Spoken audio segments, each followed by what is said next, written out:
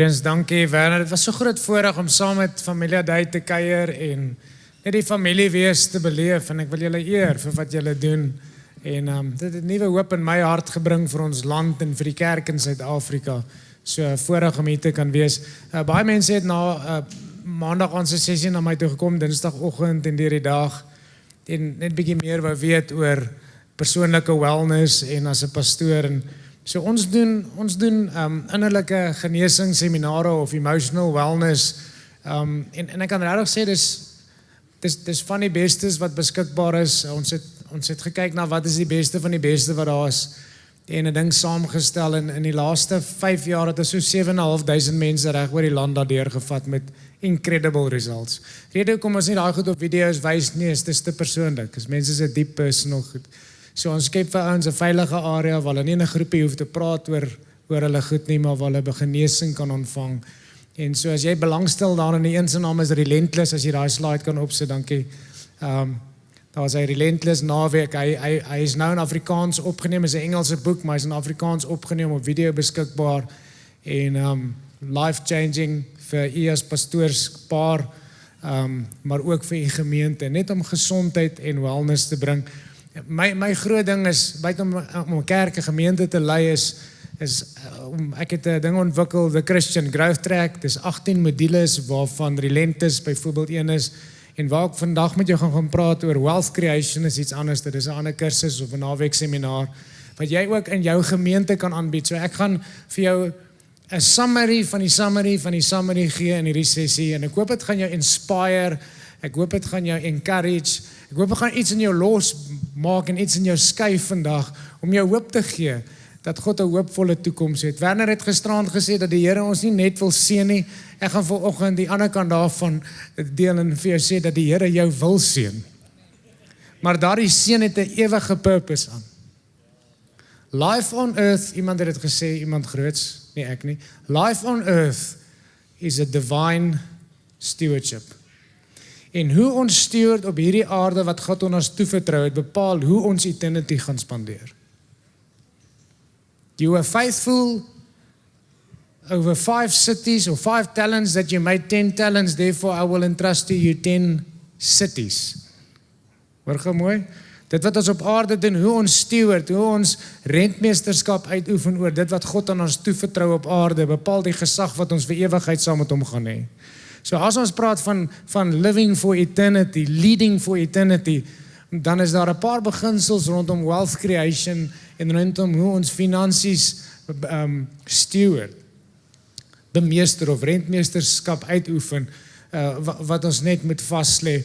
En so, toe die Here my geroep het 30 jaar gelede as 'n pastorskiet, toe het ek 'n baie sterk gesprek met hom gehad en ek het gesê, Here, ek ken hierdie deal, ek ken hierdie movie. Jy weet, die kerk het my pa arm gehou en die Here moes hom nederig hou, jy ken daai hele ding. En ek het gesê, Here, ek wil graag my kinders in 'n ander kultuur groot maak, ons kan nie dieselfde doen nie. En die Here se antwoord aan my daardie tyd was toe ek wou aktuaris gaan swat het, ek wou net geld maak, obviously, want ons het swaar gekry, ons was arm middelklas gewees, ons was so arm gewees dat die arm kinders by die skool ons jammer gekry. I was so poor that we couldn't even pay attention. Dis nie regtig so erg nie, maar dit was amper. En ek het die gesprek met die Here in daai tyd wat hy my roep, dis in die week wat ek my aansoek vir aktuaris moet gaan insit, en die Here sê, ek roep jou vir my werk, en ek sê, Here, asseblief nie, en hy sê, en ek sê, Here, maar hoe gaan hierdie finansies, dan kan nie dieselfde werk as met my ouers nie. En hy sê vir my, ek gaan met jou praat oor wealth, maar vir nou, volg my. En dit vat 20 jaar. En 2 jaar op die sendingveld wat die Here vir ons sê, jy vra niemand vir 'n sponsorship nie, jy sal in jou lewe nooit pleit vir geld nie. En ons gaan 2 jaar sendingveld toe sonder, ek het R4,000 in my rekening gehad, geen sponsor wat my maandeliks sponsor nie.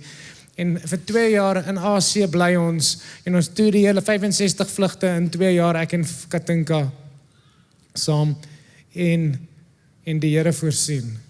En ons vra nooit vir iemand geld in 30 jaar van bediening tot vandag toe nie. Maar so 10 jaar terug, is bietjie tight, goed werk nie so lekker nie, onder druk, maak 'n paar verkeerde besluite, dink ek, onwyse besluite, en ek sê, Here, I need another miracle. Wie van julle het al gebid vir 'n financial miracle? Halleluja. Ons love miracles. En die Here praat so duidelik soos daglig met my, hy sê, seun, you don't need a miracle. You need a principle. Because if I give you a miracle and bail you out, then in 3 months' time, I need to do another miracle to bail you out because you didn't learn the principle. So wil ons God vertrou vir die miracles. I want miracles, maar ek wil nie hê God moet heeltyd vir dieselfde miracle doen, omdat ek nie die principle leer nie. Ek wil eerder die Here dan vir groter miracles vertrou, omdat ek die principles leer. En die Here sê vir my, ek wil met jou praat oor wealth creation, ons gaan vir 2 weke Noordkus toe, daar in 'n golfland goed, en hy sê, ek wil met jou praat, ek sê, Here, wat 'n prosperity boek kan ek saamvat om te, hy sê, jy moet niks vat nie, asseblief vat niks nie, maar vat net jou Bybel saam. En in daai 2 weke lees ek die Bybel van voor tot agter, amper 'n speed read scan, en dan hak ek vas by 'n passage wat die Here my aandag op lê, en dis asof God se wealth plan net soos 'n puzzle by mekaar kom, alles wat ek in daai 20 jaar geleer het, maar dit was los goed, staande goed, en dit kom soos een prent by mekaar. En die Here sê vir my, skryf 'n boek, en dis 'n sistematiese studie van Genesis tot Revelation oor die wealth plan van God. Ek vra die Here in die proses, Here, help my dan om sin te maak van die prosperity leer, die welvaart leer, wat in die 80s deur die kerk beweeg het, baie skade gebring het. En hy sê so duidelik vir my, hy sê, the prosperity teaching was my initiative. I initiated it, but it got hijacked by man's greed. Both from the pulpit and from the pew. Want as ek met greed in my hart kom en ek deel iets oor finansies en my motief is om jou te melk vir geld, dan het ek het gehijack. Nou wat ons dan doen, nie ons nie, maar wat gedoen is, typies in die prosperity movie, ons het die elaborate testimonies gedeel, en ons ken almal daai testimonies, want ek my laaste R1000 gegee, en die volgende dag is daar R1 miljoen in my rekening, of R100,000, maar hoeveel van ons weet, daai is die extreme testimonies. Dit is so van julle het daai testimonies, is wonderlik, maar hoeveel van ons weet, daai testimony gaan nie van almal wees nie. Want ons deel nie die pyn wat die persoon gehad het voor die tyd, tot hy daar gekom het, al die lesse wat hy moes leer, hoe hy moes faithful wees, en daai was soos die cherry op die koek wat die Here dan kom doen in sy lewe. Ons deel nie al die pyn nie, al wat ons deel is die result, en dan maak ons dit veralgemeen, en ons sê, as jy dan nou gee, dan kan jy ook verwag om R1 miljoen terug te kry môre, en ons maak 'n vending machine van God of 'n piramide skema.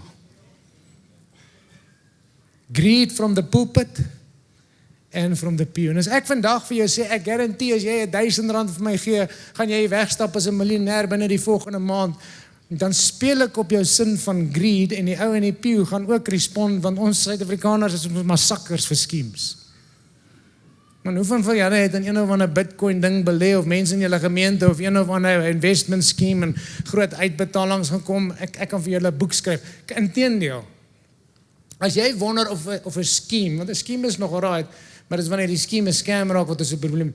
As jy wonder of die scheme 'n scam is, kom na my toe, belê namens my R5000 in die ding, net as 'n toets, nee. Want elke ding wat ek nog belê, of my familielede gesê het, ons gaan namens jou belê, want ons wil jou bless, en dit gaan uitbetaal. 2 maande. As hulle my belê in daai ding 2 maande, dan expose daai ding as 'n scam. Ek is die scam buster, hoor. Ek weet nie hoekom nie. Ek het al 5, 6, 7, ek het nog net een keer my eie geld belê in so 'n skema. Maar as ek daarin is, dit nie langer as 2 maande en dan is die ding exposed as 'n scam rapport. Dan lees ons van hom 'n rapport. So as jy onseker is, vat R1000, sit dit in my naam in, toets hom net 2 maande. As hy na 2 maande nog alright is, dan kan jy dalk invest in hom. Maar ouens, die Bybel sê in Spreuke so duidelik, he who wants to get rich quickly will end up in poverty. If it's too good to be true, it's too good to be true. Okay, maar in elk geval, die Here praat met my oor wealth, ek wil eintlik dit met jou deel. Nou, Frik het my gevra om so autobiografie vir hom te skryf, waarvan hy niks gebruik nie. Hy het net gesê, ek sê oor die gat gegrou het. Maar in elk geval, die ouens in ons kantoor het dit saamgesit vir my boeke en so aan, en toe laat het my dink, toe so besig is met dit aan hierdie ou wat by 'n besigheidskonferensie praat, en die ou wat hom voorstel sê, dis Sy noem maar Jack Frost en hy het in een dag $1 biljoen gemaak in 'n goudtransaksie. En hy is hier om vir julle te vertel hoe hy dit gedoen en hoe jy dit ook kan doen. En toe die ou nou die mikrofoon vat, toe sê, "Yes, mense, ek moet net die master of ceremony korrigeer vir 'n oomblik, want eerstens, dit was nie ek, dit was my broer. Tweedens, dit was nie goud, dit was olie. En derdens, hy het nie $1 biljoen gemaak, net $1 biljoen verloor. Maar al die ander goed wat hy van my gesê het, is waar, jy weet. So Frikkie, ek is dankbaar, jy het nie te veel van my gesê nie, jy weet, okay, kom ek lees hierdie. In Genesis 1, toe God die mens maak, wat is die eerste aksie wat God neem? Het sê, God bless them, God seën die mens. So, terug na gisteraand se sessie, God se hart is om ons te seën. Maar dit is 'n eternal blessing. Sodat ons 'n blessing kan word vir nasies. Ons gaan nie kan kerke plant as ons nie finansiëel geseën is nie. Ons gaan nie kan multiply as ons nie finansiëel kan multiply nie. And so the first action God takes after creating mankind on earth is to say, God bless them. Hoekom? God wil nie hê jy en ek moet vir 'n enkele dag buite sy seën leef nie. Dit beteken dit, wanneer God my seën, as ek nooit probleme en ek nooit tekort. Nee, Paulus het baie mooi gesê, ek weet wat dit is om tekort te hê en om oorvloed te hê. Maar ek wil binne sy seën lewe. Dis sy hart. Dis wie hy is. Hy praat met Abraham, hy sê, in jou saad gaan nasies geseën word. Retief het daarna verwys gister. There's no limit what God can do, can get to you, if he knows he can get it through you. Baie keer is ons die blokkade. Deuteronomium 18:28 sê dit, God gee vir ons die krag om welvaart te skep, the power to create wealth. En dis die tema van hierdie hele sessie, maar ook van die boek, the power to create wealth. Daai woord power beteken ability in die Hebreëus, ability en adaptability, aanpasbaarheid en vermoë. Baie keer het ons 'n kreatiewe besigheidsidee, dit gaan goed, totdat die mark verander, dan kollaps ons hele inkomste stroom. Maar God gee eintlik vir ons die ability en die adaptability. Die woord is soos 'n chameleon, 'n verkleermannetjie wat kan verander die hele tyd en aanpasbaar wees. In die moderne wêreld met AI wat inkom, kan ons nie net een lyn van inkomste hê nie. Ons moet multiple streams van inkomste skep, sodat ons heeltyd kan aanpas met wat in die markte gebeur. Maar God gee dit vir ons, hy gee dit vir sy kinders. Nou, baie van ons as pastore is skuldig daaraan dat ons nie oor finansies praat in ons kerke nie, uit 'n oorreaksie tot die prosperity leer. So ons hou eerder terug, want ons wil nie klink soos al die ander ouens wat heeltyd mense vir geld melk nie. Dis nie waar nie. Maar omdat ons stil bly, dan luister die mense na dit wat ouens op TV sê, die Christen TV oor geld, dan word hulle dit gevoer, of die gees van Mammon in die wêreld praat met hulle, so hulle finansiële framework word dan gevorm, of deur die wêreld, of deur hierdie extreme prosperity movement, wat eintlik maar getwist is en perverted het, omdat ons stil bly. Dis soos as die kerk nie oor seks praat, en daai tipe van goed aanspreek nie, dan is dit nie die wêreld se stem wat die mense gaan hoor. En so ek en jy, en ek sluit myself daarby in, ek en jy is skuldig daaraan, dat ons nie die olifant in die kamer wil adresseer nie, omdat ons bang is vir die ekstreem. Maar ek het nou al geleer, as my hart reg is, as my motief reg is, en ek kan die waarheid in die liefde van die Here praat met die salwing van die Heilige Gees, dan maak dit mense vry, en dit sny hulle vry van daardie bondage wat hulle eintlik kom. Want prosperity, as dit getwist is, gaan dit mense in bondage inbring. Net so gaan die wêreld se manier, die gees van Mammon wil hulle in bondage inbring. So ons het 'n verantwoordelikheid. Nou die wêreld se manier van geld maak kos ons. As ek vandag net kan kyk na as ons kyk na abundant life of oorvloedige lewe wat Jesus vir ons gee in Johannes 10 vers 10, dan bestaan dit uit 3 fasette, health, wealth en relationships. Kan jy die slide met die 3 skyfies insit? Health, wealth en relationships. En so wanneer ek op die wêreldse manier probeer geld maak, as ek geld wil maak, dan gaan ek uit een van die ander 2 rekeninge onttrekking maak. Dit gaan my gesondheid kos, of dit gaan my verhoudinge of my huwelik kos. So ons maak baie geld, maar dit kos hulle huwelik, dit kos hulle verhouding met hulle kinders, of dit kos hulle gesondheid. So hy het in sy 40's het hy 'n hartaanval of kanker, want hy maak geld in alle kostes. En Paulus skryf daaroor vir Timoteus en hy sê die liefde vir geld is die wortel van alle ewig. Nie geld nie, maar die liefde vir geld. Hy sê in Engels, hy sê some people have wandered from the faith because of the love of money and pierced themselves with many griefs. Nou wat is kanker op 45 omdat jy geld najag? Dis 'n grief, 'n piercing. Wat is 'n gefaalde huwelik omdat iemand geld najag, of kinders wat nie iets met hulle pa wil doen het nie omdat hy net geld gedien het sy hele lewe lank. Dis 'n piercing. Dis nie waar nie. En dan leer Salomo vir ons, dan sê hy, but it is the blessing of the Lord that makes one rich. Hoor gou mooi, and he adds no piercings to it. So God het 'n manier wat ons kan wealth en welvaart bekom, wat dit nie my huwelik hoef te kos nie, wat dit nie my kinders hoef te kos nie, wat dit nie my saligheid hoef te kos of my gesondheid nie. En dis waarna ons kyk, dis wat ons soek. Okay.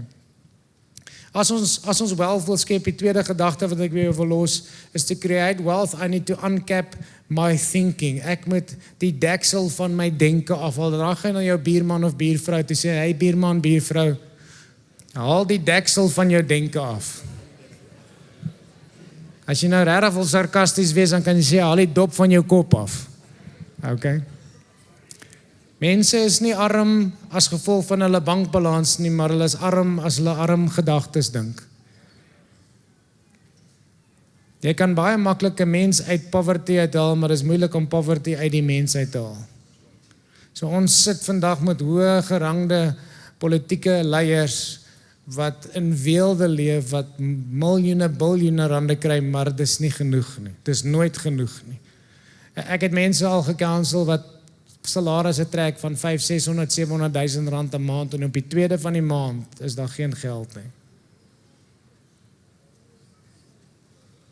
Wie van julle hou van 'n salarisverhoging? Halleluja. Wie van julle het al 'n salarisverhoging gekry en dan 3 maande na die salarisverhoging, dan is jy presies in dieselfde posisie wat jy was voordat jy die salarisverhoging gekry het? When a raise in salary does not change my net result, it means I did not really need a raise in salary, I needed a raise in my thinking.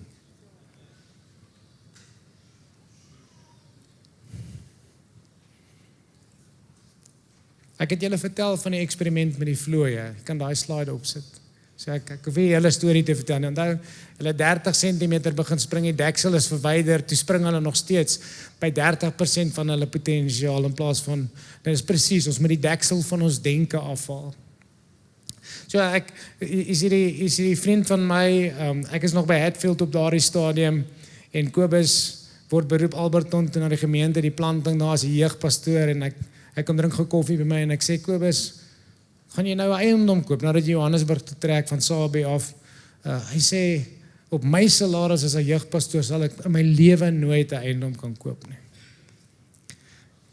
En dis nou nie iets wat jy vir my moet sê nie. Nooit, as jy die woord nooit gebruik, dan gaan ek iets skry om jou te challenge mee. En ek challenge vir Kobus, ek vertel hom die vlooie storie, ek gee hom 'n paar input en hoe hy sy eerste huis kan koop, en gee hom net so 'n bietjie counsel en wat hy moet doen, en sy pa se ryk skaapboer in die Suid-Vrystaat. Ek sê, leen net 100,000 by jou pa se deposit, gaan na die bank toe, doen dit so, doen dit dat.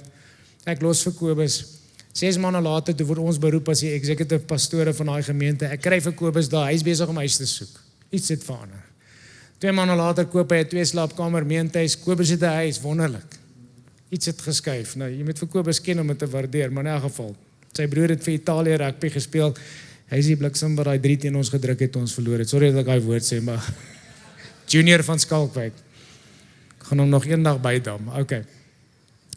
Maar in elk geval, Kobus koop 'n huis. 3 maande later raak Kobus verlief op hierdie girl in die kerk, maar sy het 3 kinders en hy sê, ons gaan nie al, ek weet nie hoeveel is hulle, 25, ons gaan nie al 5 in daai huis inpas, die 2-slaapkamer meentuis.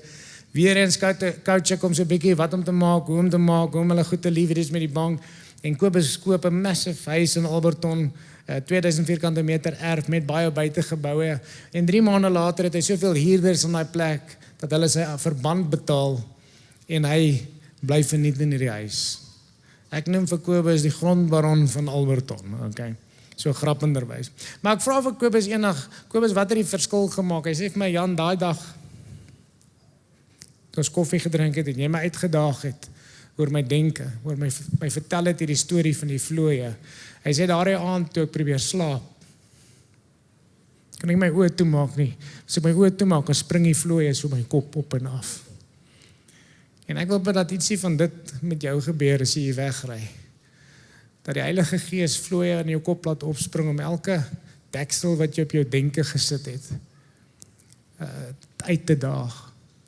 Want ek en jy kan nie ryker wees as wat ons dink nie. As a man thinketh, so we will be. Elkeen van ons het 'n finansiële plafon. Elkeen van ons het 'n finansiële plafon en dis soos ons groot geword het, waaraan ons blootgestel is. En kom ons gebruik 'n voorbeeld, as jou finansiële plafon R10,000 'n maand is, ek gaan sommer net, jy kan 'n 0 bysit, jy kan 2 nulle bysit, jy kan 'n 0 wegvat, maar kom ons vat net R10,000. As jou plafon R10,000 'n maand is en ek gee jou R1,000, gaan jy daai R1,000 vermenigvuldig tot dit R10,000 'n maand is, wat wonderlik is. Maar as jou plafon R10,000 is en iemand gee jou R10 miljoen, raai wat gaan jy doen? Jy gaan die vermoë vind om die R10 miljoen in R10,000 in te verander. Want dis jou plafon. En so het elkeen van ons 'n plafon. Ek het 'n plafon. My gebed in die begin van die jaar was, Here, kan nie nog 'n 0 by my plafon sit. 4 jaar. Kan nie my so multiply, want ek moet hier binne in multiply. My kapasiteit om goed te bestuur, my kapasiteit om goed te steward, moet multiply, sodat God nog 'n 0 kan bysit. So ek weet nie wat jou plafon is, maar ek weet jy het 'n plafon. En ek dink as ons wil multiply in ons kerke, dan moet iets binne in ons multiply. Iets binne in my moet vergroot. God kan nie my tentgebied, my grondgebied uitbrei as ek nie uitbrei nie. My kapasiteit moet expand, maar ook finansiëel. Miles Monroe sê die ding, hy sê, God will not give us what we pray for, but He will give us what we can manage. God does not give me what I pray for, but what I can manage. Okay, kan ek vinnig met jou deel 4 pilare van God se seën in my lewe. Hoe God se seën werk. Kom ons lees dit gou. Genesis 1:27. So God created mankind in His own image, in the image of God He created them, male and female He created them. Hoor gou mooi. God bless them. Eerste aksie, seën God die mens. So God se hart is dat ek en jy in sy seën sal leef. And said to them, be fruitful, neem kennis, and increase in number, fill the earth and subdue. Nou daai 4 woorde in die Hebreëse taal beteken 4 goed. Produce, fruitful beteken produce, increase beteken multiply, fill the earth beteken occupy, en rule beteken govern, kan ook vertaal word as so. So hier's 4 pilare, as jy daai boonste pyp sien, heaven to earth, maar dis ook God se seën op aarde. God wil hê dat ek en jy 'n kanaal is van sy seën, sodat hy, as it is in heaven, sy seën kan loslaat, sodat alle nasies deur jou en my geseën kan word op aarde. Maar daardie pyp, daardie geet van sy seën in jou lewe, word deur 4 pilare opgehou. Nou jy kan vir my sê, hierdie ding het geval toe Adam geval het. Het God se mandaat om ons te seën, God se hart om ons te seën geval? Dan sê ek, ja, dit het geval. Maar gaan lees bietjie in die boek van Genesis bietjie verder aan, nadat Noag geseën word toe hy die altaar gebou het, dan herstel God presies hierdie 4 pilare. God seën vir Noag en hy herhaal hierdie selfde blessing op Noag. Maar daai dubbelpunt daar kwalifiseer hierdie blessing. Die blessing rus daarop dat ek moet produseer, ek moet multiply, occupy en ek moet govern. Dis in jou notas as jy dit wil volg of dalk inskryf. God se seën op jou lewe, my lewe, word opgehou deur die krag om te produseer. So ek wil net vanaf by hierdie 4 punte, hierdie 4 pilare net bietjie stil staan. God het in jou geplaas die vermoë om te produseer. Elke lewende wese wat op aarde geplaas het, as iets lewe het, kan hy reproduseer. Elke saad kan reproduseer, elke dier en organisme kan reproduseer.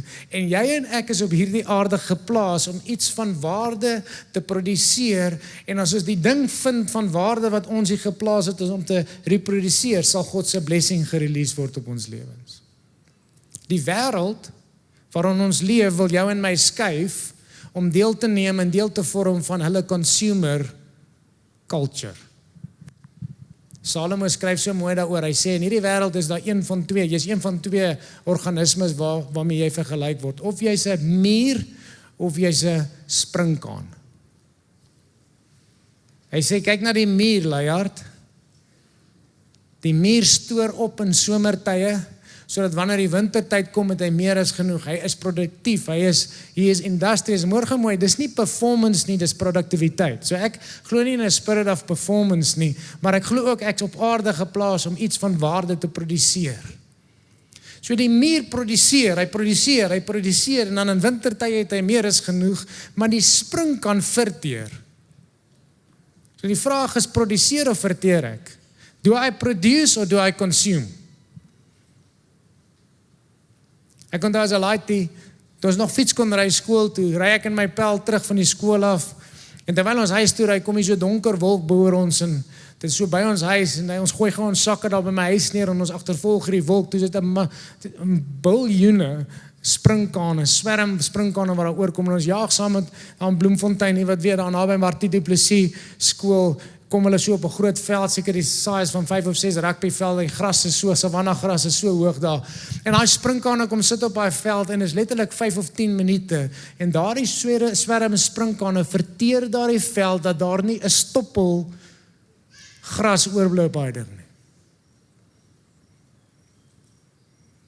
As ek dit vertel, dan dink ek gewoonlik aan ons regering, want die ouens sak toe, en 'n land wat soveel resources het, kom hulle en hulle verteer om, dit wys jou net hoeveel resources Suid-Afrika het, net die feit dat ons nog paaie het, en krag het, en water, dit is een van die rykste lande in die wêreld.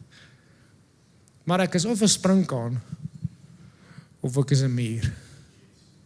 Ek is of 'n producer, of ek is 'n consumer. Nou, Werner het so mooi verwys gisteraan, David Livingstone's rol, en dit was William Wilberforce wat die slaverny instrumenteel was om dit te laat stop. So, toe dit gebeur het, toe sit die rykste van die rykste mense in die wêreld om 'n boardroomtafel, dit is gedokumenteerd. En hulle vra hierdie vraag, nou dat slawerny nie meer bestaan nie, hoe gaan ons nog steeds die middel- en armklas van die wêreld slawe hou? Want vinnig, hier is ekstra, daar's 4 wealth currencies wat in die woord is in al die eeue, 4 wealth currencies wat daar is, dis kommoditeite, goud, silwer, diamante, steenkool, hout, koper, enigiets in daai lyn, kommoditeite, en hierdie 4 wealth currencies se waarde, se monetêre waarde, gaan altyd groei. Geldwaarde, elke 7 jaar is jou koopkrag van jou geld die helfte werd. So oor 7 jaar kan 'n R200 net 'n R100 se goed koop, want dis hoe inflasie werk. Superinflasie, wat ons baie keer in Suid-Afrika beleef, kan dit tot 5 jaar, en met ander woorde, elke 7 jaar moet jy dubbel soveel inkomste verdien, om dieselfde leefstyl te handhaaf. So geldwaarde gaan af, maar kommoditeite se geldwaarde gaan op, omdat geldwaarde afgaan. Ek gaan nou baie goed in 'n kort tydjie sê. Kommoditeite, livestock, vee,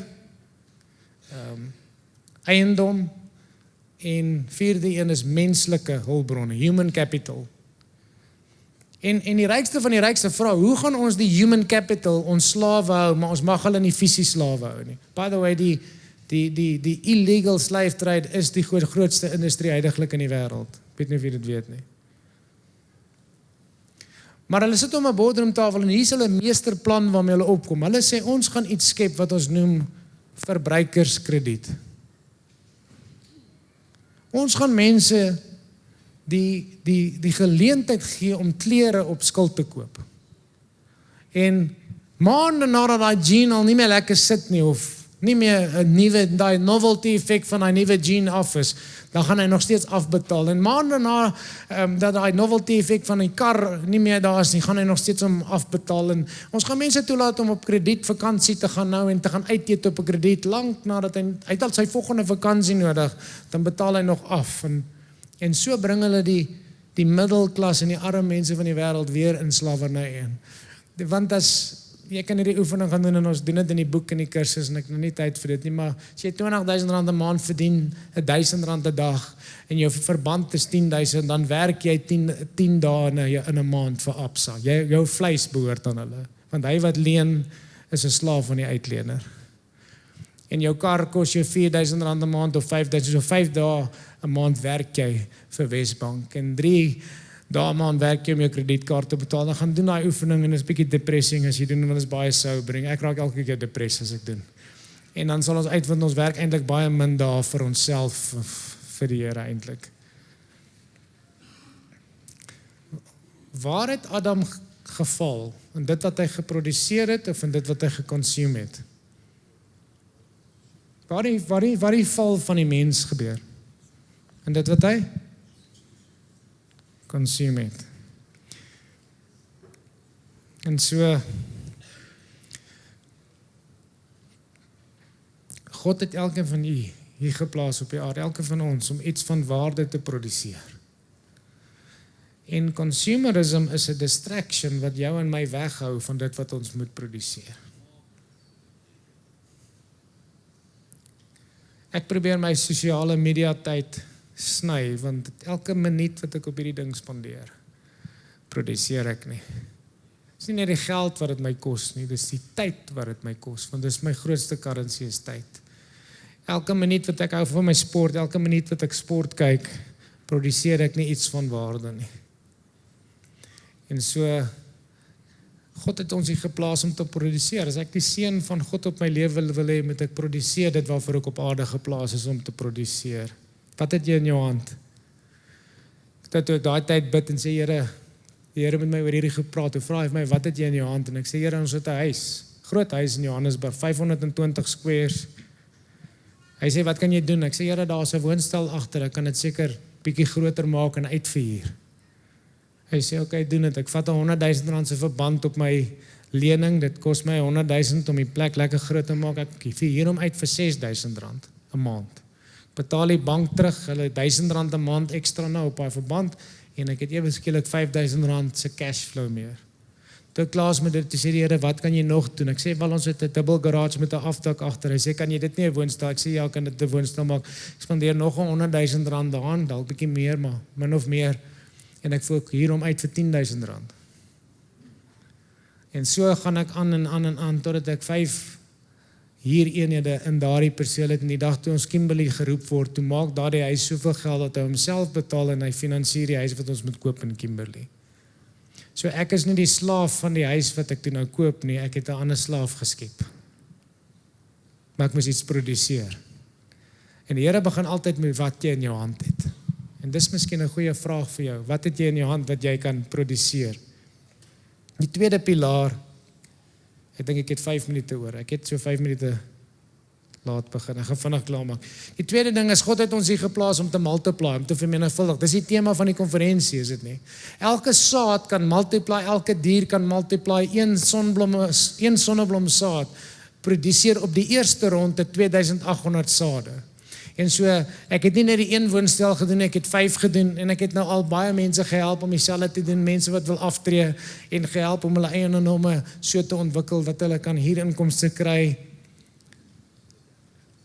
Is incredible. Daar's 'n jong seun van Wenda, 'n vriend van my, wat daar sy doktersjare gedoen het, die ouetjie bel hom, hy's van Wenda, hy sê, ek kry nie werk nie, kan jy my help, kan jy vir my sekuriteitswagwerk reël in Pretoria? My vriend Herman sê vir hom, nee, ek gaan nie, maar kom kuier vir my vir 'n naweek, hy challenge die ouetjie, die naweek soortgelyk aan die Vlooie challenge, en die Sondagmiddag toe die ouetjie, voor hy terugklim op die bus, sê Herman vir hom, hy sê, ek wil jy teruggaan, Wenda toe, en ek wil hê jy moet R200, ek gaan nie vir jou geld gee nie, maar gaan leen R200 by 'n familielid, en beloof hom met die Vrydag terug te gee, gaan koop R200 se piesangs by die mark, en dan sit jy 'n stalletjie, hulle bly oor kan die hospitaal, nasionale hospitaal. Sit jy 'n tafeltjie, jy verkoop jou piesangs daar en al jou wins en alles wat jy kry, jou gras op maandag, gaan koop jy weer piesangs. Moenie daai geld opeet nie, koop weer piesangs. En doen dit vir 'n week lank, doen net dieselfde. En Vrydag betaal jy daai persoon terug en dan hou jy net aan. Moenie jou vir die eerste paar weke moenie jou kontant opeet nie. Verkoop net piesangs. En binne 3 maande toe maak Tsepo R40,000 'n maand cash wins, belastingvry. 3 maande. Nou wie van u het nadat jy jou huis betaal het, jou kar en alles, op die tweede van die maand, wie van u het R40,000 se dispendable income? So en dis 20 jaar terug. So werk inflasie uit. Daar's Tsepo ryker as almal van ons.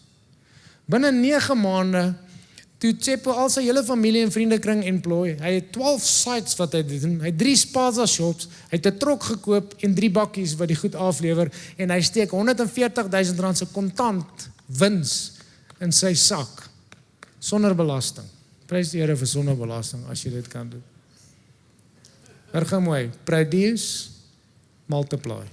As Tsepo dit kon doen met 'n startup capital van R200, dan kan ek en jy iets doen. Daar's iets in jou hand wat God jou gegee het. Want as jy dit produseer en jy vermenigvuldig dit, gaan dit strome van inkomste oopsluit vir jou. God does not give us what we pray for. He gives us what we manage and what we multiply. Die derde ding is die pilaar van okkupasie, okkupeer. Vul die aarde, okkupeer. Nou die woord daar okkupeer kan ook weer okkupasie, met ander woorde my beroep, my werk. Mense in ons wêreld en veral onder ons blanke Suid-Afrikaners en Afrikaners Suid-Afrikaners het hierdie idee dat werk nie cool is nie. En as jy dit gemaak het as 'n man, dan kan jou vrou by 45 aftree.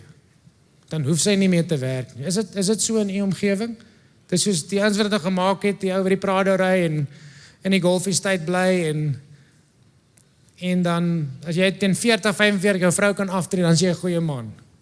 Okay, so dan tree sy op 45 af en jy sorg vir haar op 46 het sy depressie. Is dit nie waar nie? Ons het baie kleerlingmense in ons gemeenskap en hier sit hulle, ek praat nou dag met ons span daaroor. En ek sê, sukkel die kleerlingouens met depressie. Hulle sê, nee pastoor, kleerlingvrouens kan nie aan depressie ly nie, want ons moet werk. Ons moet ons dinge daar werk om vir die huishoudings te sorg. Julle kan dit vir my validate of nie? Ja. Hoekom? Daar's purpose. Niemand is gemaak om by die huis te sit op 46 nie. Jy verloor purpose. As jy in die voorregte posisie is om nie hoef te werk vir geld nie, kry dan iets wat purpose is. Staat 'n NGO of iets, maar purpose. God het ons op aarde geplaas om te okkupeer, om iets te okkupeer. To fill your space, to occupy your space. En weet jy die woord wat God vir Adam spreek en hy sê Adam, hier's die tuin, maar ek wil hê jy moet dit bewerk vir my. Daardie woord abad in die Hebreëus beteken werk, maar dit beteken ook worship. Jou werk is jou worship. En ons het hierdie kultuur dat werk gekom het as gevolg van die sondeval. Ja, die sondeval het werk pervert, dat dit in die sweet van ons aangesig is. Maar werk is net soveel worship soos wat Adele se pragtige liedjies worship is. Hoor gou mooi. En God sê jou worship service begin maandagoggend 8:00 as 'n ou by die werk instap. En jy doen jou werk met jou hele hart en daai ou in jou gemeente doen sy werk met sy hele hart soos unto the Lord. Dan bring ons ere en heerlikheid en worship aan hom. Het al almal die gesegde gehoor, moet nooit met 'n Christen persoon besigheid doen nie want hy gaan jou verneek. Wat 'n aanklag op ons. Wat 'n aanklag op ons. Maar God wil iets terugbring in sy mense, want sê ons gaan God verheerlik deur die manier wat ons werk, deur die manier wat ons besigheid doen. We're gonna occupy our space. Ek onthou op 'n vorige trip as ek in Luitregat ek kan dink aan, hulle vat ons daar na Macadamia Neetplaas bo op die berg. Ja, dis die pastoor se vrou se boetie. Ek kan nie ou se naam onthou nie. Jesus, maar daai man vat ons daar deur 'n toer en ek het in my lewe nog nie 'n ou gesien wat so excited is oor sy werk nie. Ou loop aan, maar hy het so 'n paar kuite soos 'n spenskakkerlak, nee, hy verskriklik, nee. Maar en dan vat hy ons van die een plan, daar's verskeidenheid goed as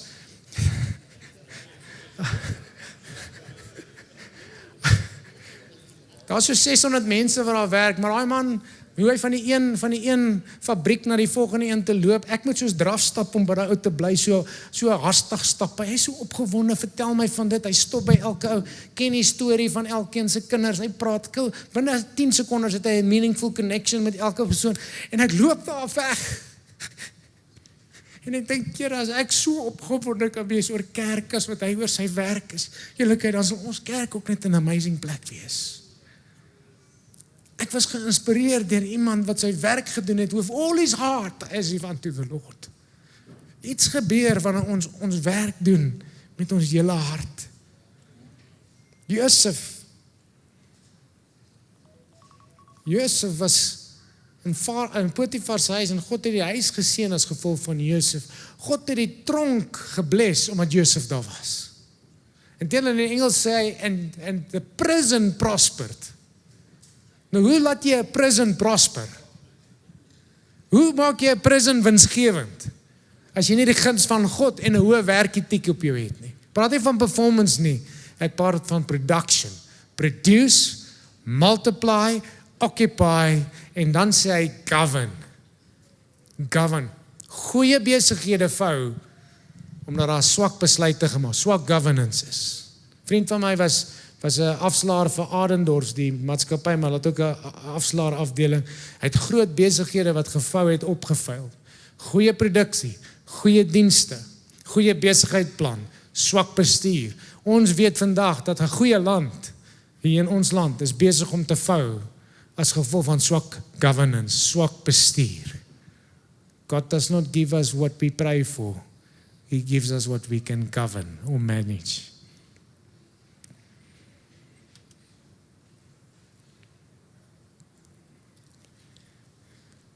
So hierdie vriend van my, Kobus, kom na my toe eendag en hy sê, Jesus, die munisipaliteit slaat my aan met 'n waterrekening van R30,000 'n maand en hy hardloop nou vir 3 maande al.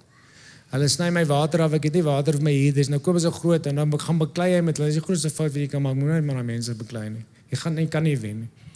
Hulle sê die lekkers aan sy kant van die meter, hy sê die lekkers aan hulle kant, hy kry leak detecting plumbers daar, hulle kry nie die gat nie, en hy rekening tik net elke maand.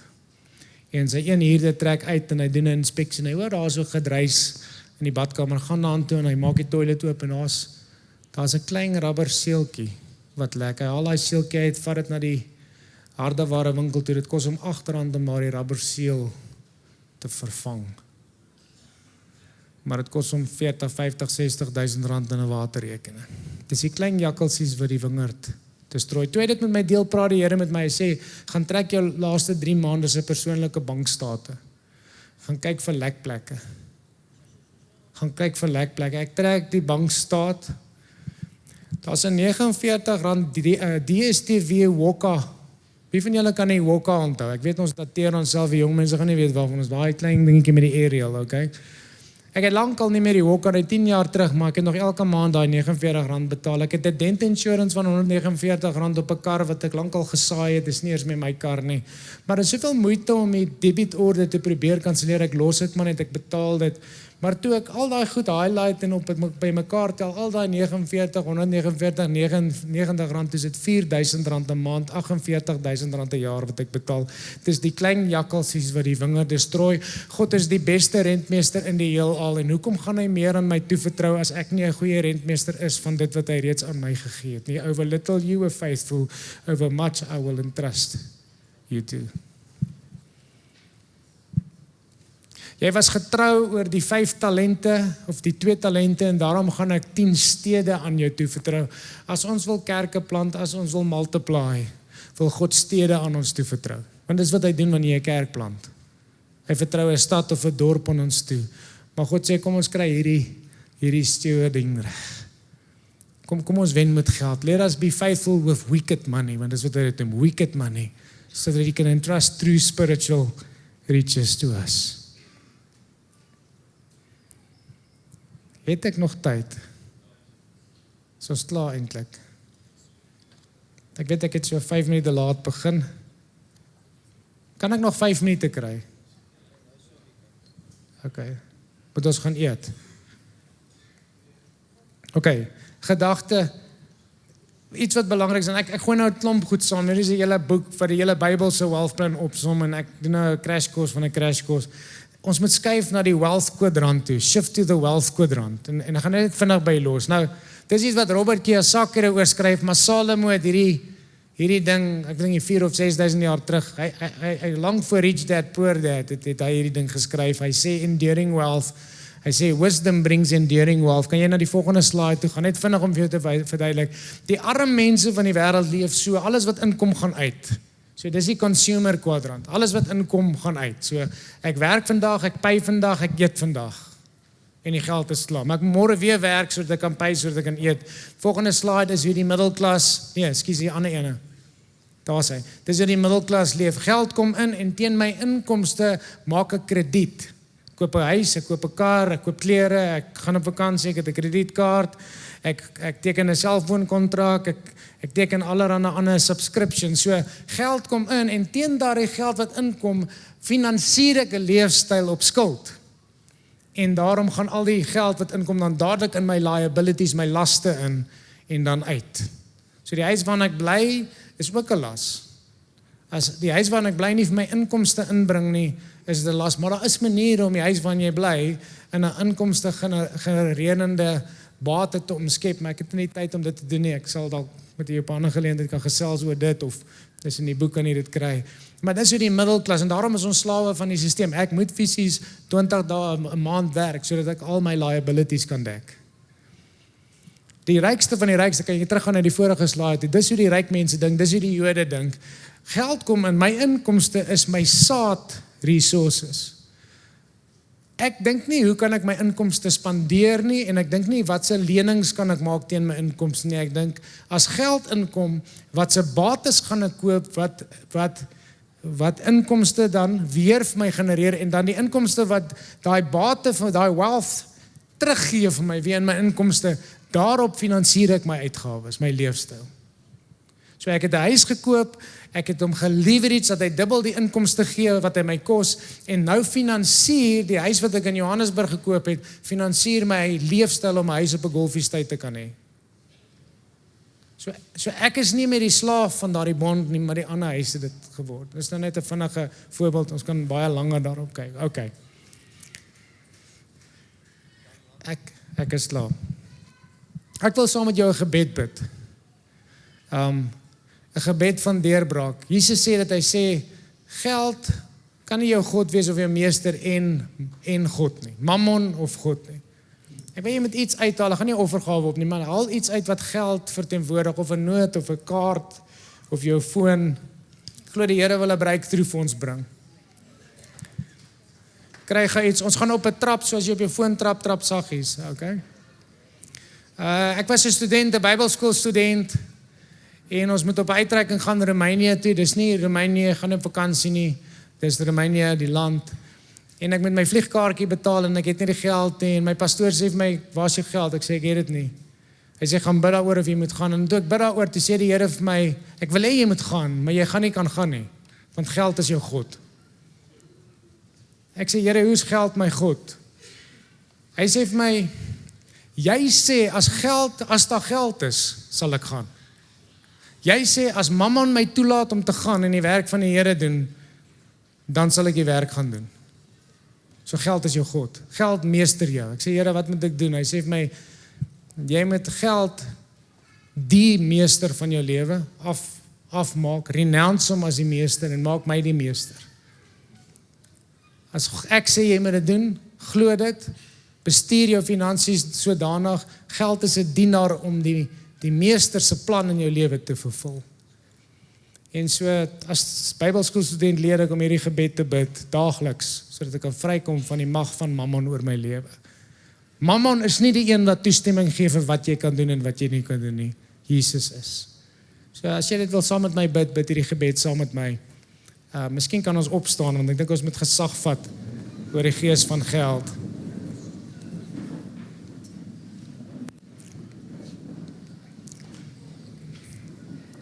Ek gaan jou net lei in 'n gebed. Ek glo dis 'n Bybelse gebed, so bid saam met my. Sê, dankie Vader God, dat U hart is om my te seën, sodat ek 'n seën kan wees vir nasies. Vergewe my, Here, dat ek verstrengel geraak het in die wêreldse manier van dinge doen, in verbruikerisme, dat ek te veel skuld aangegaan het, en dat ek toegelaat het, dat geld voorskryf, wat ek kan doen, en wat ek nie kan doen nie. U is soveel groter as geld. U is soveel sterker as geld.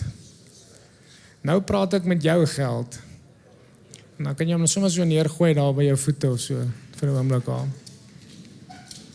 En ek praat met jou gees van Mammon, en ek verklaar geld, dat jy is 'n goeie dienaar, maar 'n patetiese meester. En daarom renounce ek vandag jou meesterskap oor my lewe. Ek is hier vandag om jou in kennis te stel, dat jou enigste doel in my lewe is om die doel van God in my lewe te dien en te finansier. Here Jesus, ek onderwerp my aan u meesterskap alleen. As u iets sê, dan glo ek dit, en dan gaan geld dit finansier. Help my om 'n goeie rentmeester te wees, om te produce, om te multiply, om te occupy, en om te govern. Dankie Here, dat u my gee, wat ek kan bestuur, nie net waarvoor ek bid nie. Leer my u principles, en kom doen u miracles. In Jesus naam. Amen.